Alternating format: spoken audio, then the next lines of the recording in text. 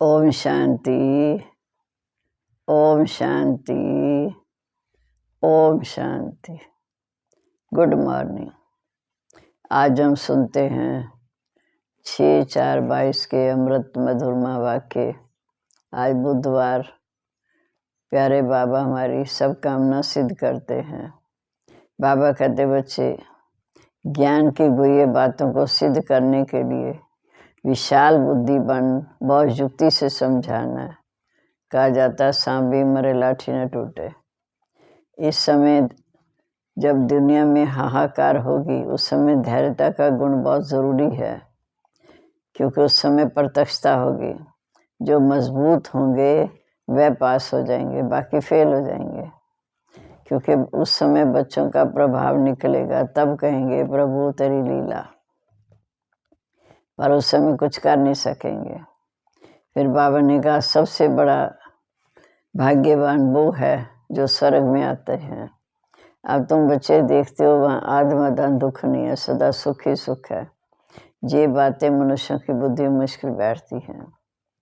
फिर कई कहते हैं श्री कृष्ण भगवान वाच, बाप आकर समझाते हैं कि तुम बच्चों को निश्चय है कि भगवान शिव को कहा जाता है, जो निराकार ज्योति बिंदु सर्वशक्तिवान है। श्री कृष्ण ने तो ये ज्ञान सुनकर इतने उच्च पद का अधिकारी बना। वह तो सज्जू का फर्स्ट प्रिंस, विश्व में राजा बनने वाला, तो वो इस समय आकर हमें गीता का ज्ञान कैसे देगा। शिव बाबा ने संगम पर गीता का ज्ञान दिया, जिस ज्ञान को सुनकर उन्होंने ये पद पाया। फिर कृष्ण और विष्णु में क्या अंतर है। श्री कृष्ण है बचपन का नाम। स्वयंवर के बाद ये नारायण बनते हैं। लक्ष्मी नारायण के इकट्ठे रूप को विष्णु कहते हैं। वर्तमान समय हमारे जीवन का अलग विष्णु है। बाकी श्री कृष्ण तो उस समय न सुदर्शन चक्रधारी है और न इन बातों को जानते हैं, क्योंकि वो तो इस समय के पुरुषार्थ की प्रारब्ध खाते हैं, निश्चिंत रहते हैं। फिर बाबा ने कहा ये चक्र तो हिंसक है, लेकिन भगवान को हिंसा नहीं सिखाते हैं। वो तो कहा जाता है हिंसक परमो देवी देवता धर्म। तो इसलिए हमें ये बातें जो गुई हैं वो समझ कर समझाने की युक्ति चाहिए। युक्ति से समझाना है ताकि सबकी बुद्धि में ये बातें बैठ सकें। फिर बाबा ने कहा तुम शिव शक्तियाँ हो, तुम बच्चों को समझाने के लिए भी तैयार करना चाहिए। छोटी छोटी बच्चियाँ अगर ऐसी बातें समझाएं तो उनकी आंखें खुलें कि भगवानो वाच, ये आकर अपना जीवन बनाए। क्योंकि इस समय शिव बाबा आकर हम आत्माओं को ज्ञान देकर पावन बनाकर हमारा जीवन बनाने के लिए आए हैं। इसलिए कहा कि प्रदर्शनी में भी सर्विसेबल बच्चों को भेजना चाहिए। ये बिल्कुल नई बात है, नई दुनिया के लिए। दुनिया में सब कहते हैं कि कृष्ण ने गीता सुनाई, लेकिन संगम पर शिव बाबा ने आकर हमें गीता का ज्ञान दिया। डबल सिर ताज व सिंगल ताज, सूर्यवंशी, चंद्रवंशी, वैश्यवंशी, शूद्रवंशी, तीनों की स्थापना की। इस समय बाप आकर ब्राह्मण, देवता, क्षत्रिय तीन धर्म की स्थापना करते हैं, और वो आकर हमें इस समय गीता का ज्ञान देते हैं, जिस ज्ञान को सुनकर हम भविष्य प्रारब्ध पाते हैं। अब हम सुनते आज के मधुरमा वाक्य। बाबा ने कहा मीठे बच्चे, ज्ञान की गुह्य बातों को सिद्ध करने के लिए विशाल बुद्धि बहुत युक्ति से, विशाल बुद्धि बन बहुत युक्ति से समझाना है। कहा जाता सांप भी मरे लाठी न टूटे। प्रश्न है, हाहाकार के समय पास होने के लिए कौन सा मुख्य गुण जरूर चाहिए। वो है धैर्यता का गुण। लड़ाई के समय तुम्हारी प्रत्यक्षता होगी। वो है धैर्यता का गुण। लड़ाई के समय तुम्हारी प्रत्यक्षता होगी। जो मजबूत होंगे वही पास हो सकेंगे, घबराने वाले ना पास हो जाते हैं। अंत में तो बच्चों का प्रभाव निकलेगा, तब कहेंगे ओ प्रभु तेरी लीला परम अपार। सब जानेंगे कि प्रभु गुप्त वेश में आए हुए हैं। दूसरा प्रश्न है, सबसे बड़ा सौभाग्य कौन सा है। स्वर्ग में आना ही सबसे बड़ा सौभाग्य है। स्वर्ग के सुख तुम बच्चे देखते हो, वहाँ आद मदान दुख नहीं होता। ये बातें मनुष्यों की बुद्धि में मुश्किल बैठती हैं। गीता नई उम्र की कलियां। ओम शांति। भगवान उवाच, आगे श्री कृष्ण भगवान उवाच कहते थे, अब तुम बच्चों को निश्चय हुआ कि श्री कृष्ण भगवान उवाच नहीं, श्री कृष्ण त्रिकालदर्शी अथवा स्वदर्शन चक्रधारी नहीं। जब जिनका निश्चय श्री कृष्ण में है वो कहते वो सुदर्शन चक्रधारी है। सुदर्शन चक्र हमेशा विष्णु का या श्री कृष्ण को दिखाते हैं। दुनिया को ये मालूम नहीं कि श्री कृष्ण और विष्णु का आपस में क्या संबंध है। न जाने कारण सिर्फ विष्णु को या श्री कृष्ण को सुदर्शन चक्रधारी कह देते। सुदर्शन चक्र के अर्थ का भी किसी को पता नहीं। सुदर्शन अपने 84 जन्मों को समझना। सिर्फ चक्र दे दिया मारने के लिए, अब उसे एक हिंसक हथियार बना दिया। वास्तव में उनके पास न हिंसक चक्र है न अहिंसक। ज्ञान भी राधे श्री कृष्ण या विष्णु के पास नहीं है। ये सृष्टि चक्कर फिरने का ज्ञान ये सिर्फ शिव बाबा के पास है। ब्याह कर हम बच्चों को सुनाते हैं, ये बड़ी गुह्य बातें हैं।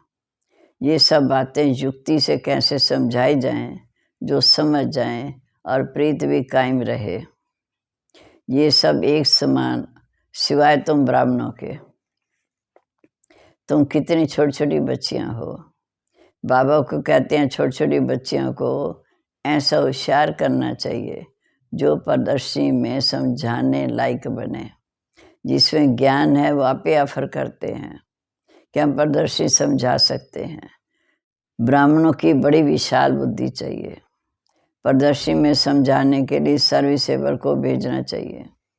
सिर्फ देखने का शौक नहीं, पहले ये निश्चय चाहिए कि गीता का भगवान निराकार परमपिता परमात्मा शिव अर्थात कल्याण करने वाला है। श्री कृष्ण को भगवान नहीं कह सकते। ये बिल्कुल नई बातें नई दुनिया के लिए हैं।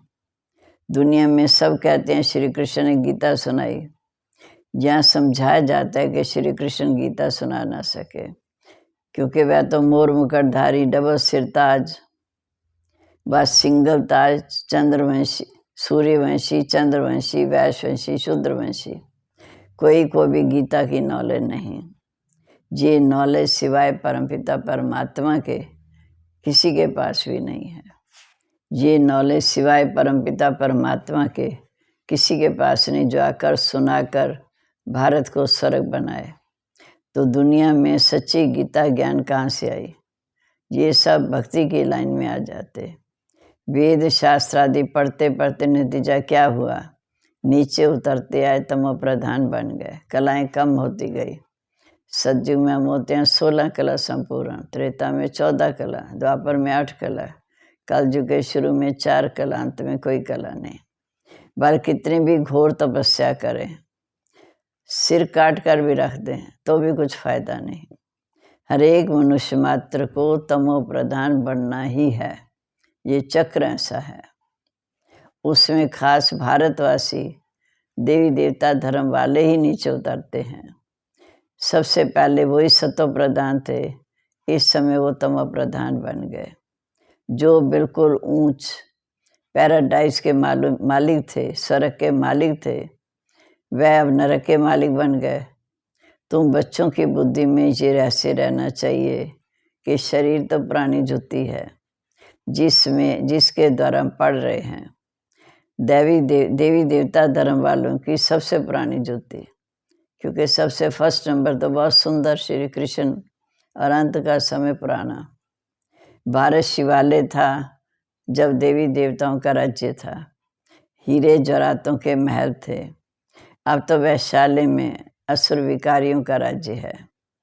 ड्रामानुसार फिर उनको वैशाल्य से शिवालय में जाना है। तो बाप समझाते सबसे जास्ती भारतवासी गिरे हैं, क्योंकि सबसे ऊंचे भारतवासी थे, अंत में गिरे भी यही। आधा कल्प तुम्हें विश्व विकारी बने। अजामिल जैसे पाप आत्मा भी भारत में ही थे। सबसे बड़ा विकार है विकार में जाना। सबसे बड़ा पाप है विकार में जाना। देवताएं जो संपूर्ण निर्विकारी थे वह विकारी बने, गोरे से सांवरे बने। सबसे बड़ा पाप है विकारों में जाना। देवताएं जो संपूर्ण निर्विकारी थे वह विकारी बने, गोरे से सांवरे बने।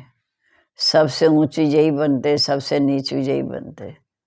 बाबा कहते मीठे बच्चे, जब तुम संपूर्ण तमो प्रधान बन जाते हो तब उनको मैं आकर संपूर्ण सतो प्रधान बनाता हूँ। अभी तो कोई भी संपूर्ण निर्विकारी कह न सके। बहुत फर्क है। भल करके ये जन्म कुछ अच्छा है, आगे का जन्म माना ये लास्ट जन्म संगम का जिसमें बाबा के सन्मुख बैठे ये अच्छा है। इससे पहले जन्म पति शरीर में प्रवेश करता हूँ, अजामिल जैसा है। बाप कहते मैं पति शरीर में आता हूँ जो पूरे 84 जन्म भोग तमो प्रधान बने हैं। बाल इस समय अच्छे घर में जन्म है क्योंकि फिर भी बाबा का रथ बनना है। ड्रामा भी कायदे अनुसार बना हुआ है, इसलिए साधारण रथ को पकड़ा। ये भी समझने की बातें हैं। तुम बच्चों को सर्विस का बहुत शौक होना चाहिए। बाबा को देखो कितना शौक है। बाप तो पतित पावन है, सर्व का विनाशी सर्जन है। तुमको कैसी अच्छी दवाई देते हैं। कहते मीठे बच्चे, जितना तुम मुझे याद करेंगे उतना निरोगी बनेंगे।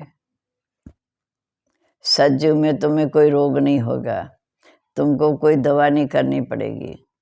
ये श्रीमत है, ना कि कोई गुरु का मंत्र आदि है। बाप कहते बच्चे, मुझे याद करने से ही तुम्हारे विकर्म विनाश होंगे, फिर माया का विघ्न नहीं आएगा। तुम महावीर कहलाएंगे। स्कूल में रिजल्ट पिछाड़ी को निकलती है, ये भी अंत में मालूम पड़ेगा जब लड़ाई शुरू होगी, तब तुम्हारी प्रत्यक्षता होगी। देखेंगे तुम कितने निडर निर्भय बने हो। बाप भी निर्भय है, कितना भी हाहाकार मच जाए धैर्यता से समझाना है कि हमें तो जाना है, चलो तो हम चलें अपनी मंजिल माउंट आबू बाबा के पास। हमें तो जाना ही है, चलो तो हम चलें, आपको ले चलें अपनी मंजिल माउंट आबू बाबा के पास।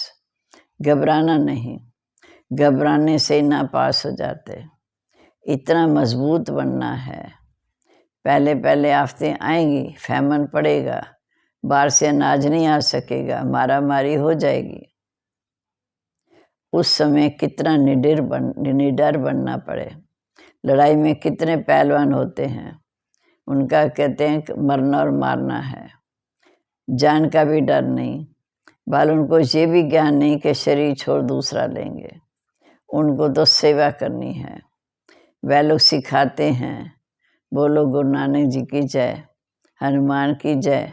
तुम्हारी शिक्षा, तुम्हें शिक्षा है कि शिव बाबा को याद करना है, उनका जय जय नहीं गाना, शिव बाबा को याद करना है।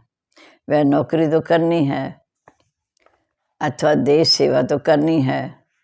जैसे तुम शिव बाबा को याद करते हो इस प्रकार कोई भी याद नहीं करते। शिव के भक्त तो ढेर हैं, परंतु तुम्हें डायरेक्शन मिलता है कि शिव बाबा को याद करो, क्योंकि वापस जाना है, फिर घर जाकर फिर वापस स्वर्ग में आना है। अब सूर्यवंशी चंद्रवंशी दोनों ही राज्य स्थापन हो रहे हैं। ये ज्ञान सबको मिलेगा। जो प्रजा बनने लायक होगा वह उतना समझेगा। अंत में तुम्हारा बहुत प्रभाव निकलेगा, तब कहेंगे ओ प्रभु तेरी लीला परमपार। जानेंगे कि प्रभु गुप्त वेश में आए हुए हैं। कोई के परमात्मा का या आत्मा का साक्षात्कार हो, परंतु साक्षात्कार से तो कोई फायदा नहीं। समझो सिर्फ लाइट चिंगारी देखी, समझेंगे तो कुछ भी नहीं। ये कौन है, किसकी आत्मा है या परमात्मा है। देवताओं के साक्षात्कार में फिर भी कुछ भव का होता है, खुशी होती। जहाँ तो ये कुछ जानते नहीं कि परमात्मा का रूप क्या है। जैसे आत्मा का रूप ज्योति बिंदु, ऐसे परमात्मा का रूप भी ज्योति बिंदु। जितनी पिछाड़ी होती जाएगी तो बाबा बुद्धि का ताला खोलते जाएंगे। स्वर्ग में आना ये भी सौभाग्य है। स्वर्ग के सुख और कोई देख ना सके। स्वर्ग में यथा राजा तथा प्रजा रहते हैं। अब नई दिल्ली नाम रखा है, परंतु न्यू भारत कब था? ये तो पुराना भारत है। नए भारत में सिर्फ देवी देवता धर्म था। संख्या बिल्कुल थोड़ी थी, अब तो बहुत है। कितना रात दिन का फर्क है। अखबार में भी समझा सकते हैं। तुम न्यू दिल्ली नए भारत कहते हो, परंतु नव भारत न्यू दिल्ली तो नई दुनिया में होगी। वह तो पैराडाइज होगा, सो तुम कैसे बना सकते हो? यहाँ तो अनेक धर्म है, वहाँ तो धर्म भी एक होगा। ये सारी समझने की बातें हैं। हम सब मूल वतन से आए हैं। हम सब आत्माएं ज्योति बिंदु स्टार मिसल। जैसे स्टार आकाश में खड़े हैं, कोई गिरते भी नहीं, ऐसे हम आत्माएं भी ब्रह्मांड में रहती हैं। बच्चों को मालूम पड़ा कि निर्वाण धाम में आत्मा बोल ना सके, क्योंकि ज्योति बिंदु स्वरूप है, शरीर के बिना बोल ना सके। तुम कह सकते हो कि हम आत्माएं परम धाम की रहने वाली हैं। ये नई बात है। शास्त्रों में लिख दिया कि आत्मा बुद्ध बुदा है, सागर में समा जाती है। अब तुम जानते हो कि पतित पावन बाप हम सबको लेने के लिए आया है। 5000 वर्ष के बाद भारत स्वर्ग बनता, ये ज्ञान किसी की बुद्धि में नहीं है। बाप आकर समझाते कि हम ही राज्य लेते हैं, हम ही राज्य गवाते हैं, इनकी तो नो एंड, कोई आदंत नहीं। तो बाप ड्रामा से कोई छूट नहीं सकता। कितनी सहज बातें हैं, परंतु किसी की बुद्धि में ये बातें ठहरती नहीं हैं। अभी आत्मा को अपने 84 के चक्र का मालूम पड़ा, जिससे चक्रवर्ती महाराजा महारानी बनते हैं। ये सब खत्म होने वाला है। विनाश सामने खड़ा है। फिर क्यों लोभ जास्ती करें धन इकट्ठा करने का? सर्विसेबल बच्चा है, उनकी जग से पालना होती है। सर्विस नहीं करते तो ऊंच पद नहीं मिलेगा। बाबा से पूछ सकते हो, हम इतनी सर्विस करते हैं जो उच्च पद पाएं। बाबा कह देंगे आसार ऐसे दिखाई देते हैं, तो तुम प्रजा में चले जाएंगे। जहाँ ही मालूम पड़ जाता है। छोटे छोटे बच्चों को सिखला कर इतना होशियार बनाना चाहिए जो प्रदर्शनी में सर्विस करके शो करे। अच्छा जी, मीठे मीठे सिक्के लदे बच्चों प्रीत, माता पिता बाप दादा का याद प्यार, गुड मॉर्निंग। रूहानी बाप की रूहानी बच्चों को नमस्ते। रूहानी बच्चों की रूहानी बाप दादा को नमस्ते। नमस्ते बाबा, गुड मॉर्निंग। शुक्रिया बाबा, शुक्रिया। कितनी ऊंची मंजिल पर हमें ले जाते हैं। अब धारणा के लिए मुख्य सार, पहली पॉइंट, बाप समान निर्भय निडर बनना है। धैर्यता से काम लेना है, घबराना नहीं है। दूसरा, विनाश सामने है, इसलिए जास्ती धन इकट्ठा करने का लोभ नहीं करना है। ऊंच पद के लिए ईश्वरी सेवा कर कमाई जमा करनी है। अब आज का वरदान,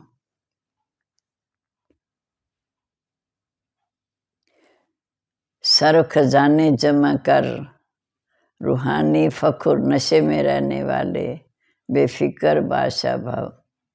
सर्व खजाने जमा कर, रूहानी फखुर में रहने वाले बेफिक्र बादशाह भाव। बाप दादा द्वारा सब बच्चों को अखुट खजाने मिले हैं। जिसने अपने पास जितने खजाने जमा किए हैं, उतने उनकी चलन और चेहरे में वह रूहानी नशा दिखाई देता है। जमा करने का रूहानी फखुर अनुभव होता है। जिसे जितना रूहानी फखुर रहता है, उतना उनके हर कर्म में बेफिक्र बादशाह की झलक दिखाई देती है। क्योंकि जहाँ फखुर है वहाँ फिक्र नहीं रह सकता। जो ऐसे बेफिक्र बादशाह हैं, वह सदा प्रसन्नचित हैं। स्लोगन है, ज्ञानी तो आत्मा वो है जो ज्ञान डांस के साथ संस्कार मिलन की डांस जानता है। ज्ञानी तो आत्मा वो है जो ज्ञान डांस के साथ संस्कार मिलन की डांस जानता है। ओम शांति। अब यहाँ प्यारे बाबा के मुरली का मंथन करते हुए याद में बैठेंगे।